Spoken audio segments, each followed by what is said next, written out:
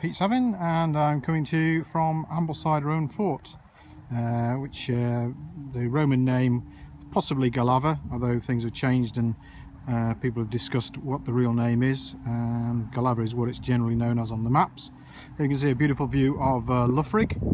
It's time to get its autumn colours, and swinging around we're into the headquarters building of the fort, looking over to the start of the Fairfield Horseshoe there, and this is the outskirts of Ambleside. I'm actually at Waterhead, and just beyond the trees is Lake Windermere, and it's absolutely looking stunning today.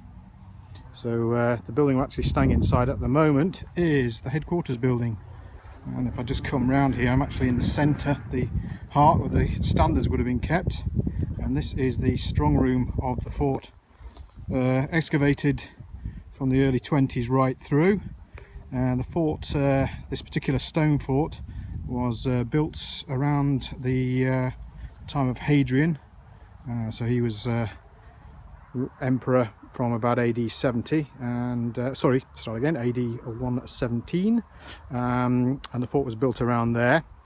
There was previously a smaller wooden fort which was found just over in the distance there, a smaller wooden fort.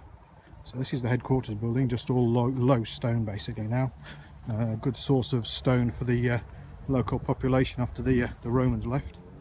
There's Loughrig again. So coming up to the north side of the fort there, I'm actually looking now at the Granary buildings. And I can tell the Granary buildings for several reasons.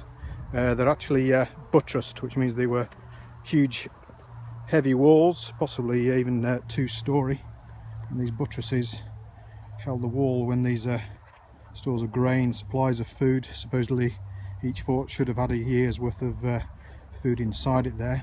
So these enormous walls contain that. There's also lines of stones running through the middle here, which I'm just walking over at the moment, just carefully not to step on them. And these were the sleeper walls inside the building there, and they provided a raised floor so that ventilation could stop the wheat or any other items they were storing there going mouldy. So it was all well thought through. Just coming around again. So, and again, there's a line of the granary walls. There's a divider between the two, and again heavily buttressed walls and sleeper walls that would have held the floor inside the granary. So there we go, quite a substantial thing. I'm guessing at one end or the other there would have been a raised loading bay, so they would have brought the wagons in, possibly from the water gate on the south side, sort of over there, and then brought the wagons in through the fort there and possibly unloaded them from this point here into the fort. And if I move away, we're still inside the fort here. There's a very low platform which starts just by this clump of trees on the glacial rock, and there's a very thin line, I'll point my finger there, and that marks the edge of the Roman fort. From this point there would have been the vicus and also a corrugated road, so that was laid down on timbers to get across the marshy ground, because this area used to flood quite regularly. There's our beautiful Lakeland Mountains over there. I'll just zoom in there. So you've got Low Pike, High Pike, and that leads you up onto Dove Crag and onto the Fairfield Horseshoe. And we've got an absolutely cracking day to be here. So the Roman vicus, or village, where the veterans or the hangers-on or the people supplying the Romans with goods, they're all built around this area here, and off towards modern Ambleside. Just over in the distance there's also a gravestone found from the maybe late 2nd, early 3rd century of 2 people believed to be killed in the fort due to enemy action. It's quite a rare thing to find a gravestone that actually says that. So here we go, moving back down the line. This fence here is supposed to keep the cattle out, but it doesn't seem to. There's plenty of, what do you call it, cow manure? Yes. So just walking along. Again, the headquarters building there, and then swinging around granaries.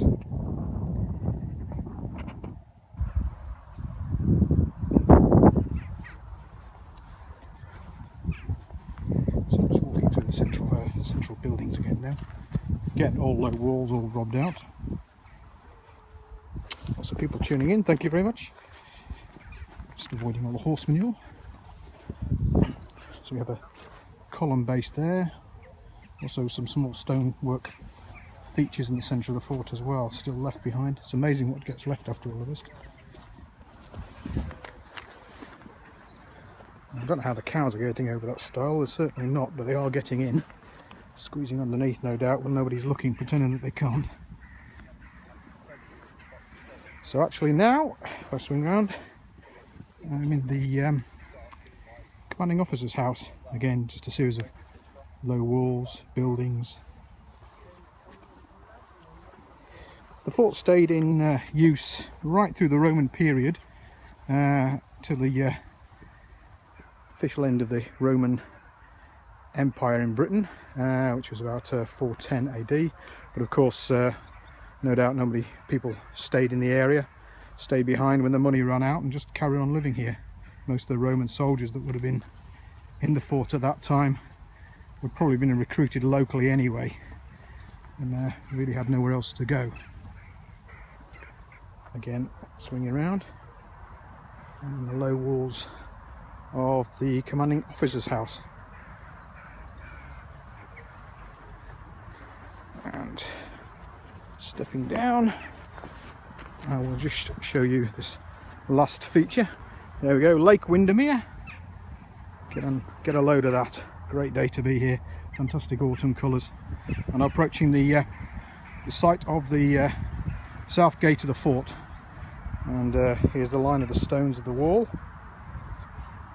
And there's a smaller section there of the gate. And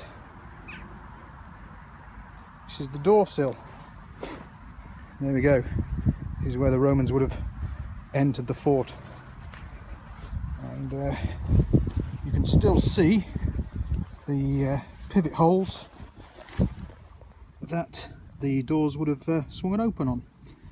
Nice little feature there.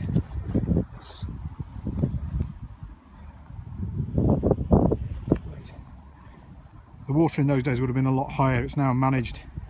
Water's drawn out of it, so the water probably would have been a great deal closer to the fort at that time. Right, well anyway, I hope you enjoyed this sort of small guided tour of Ambleside Roman Fort and some of our lovely Cumbrian Lake District weather. Thank you very much. Over and out.